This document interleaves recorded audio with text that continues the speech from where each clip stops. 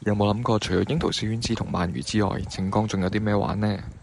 由靜岡出發，搭 JR 去到金谷站，一出站就見到大井川鐵路嘅車站。又或者你可以行10分鐘去到新金谷站，睇埋 Thomas 火車頭先上車都得。離開金谷之後，你會經過合格，然後再去到加出站。由於22年嘅颱風吹爛咗中間嘅鐵路，我哋要喺加出站落車，轉搭當地嘅巴士，再去到千頭站。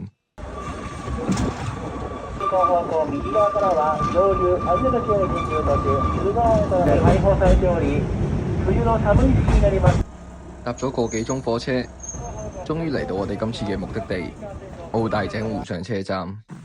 沿住火車路軌向前行，行樓梯再行山，10零分鐘之後，終於見到我哋今次主角嘅全貌。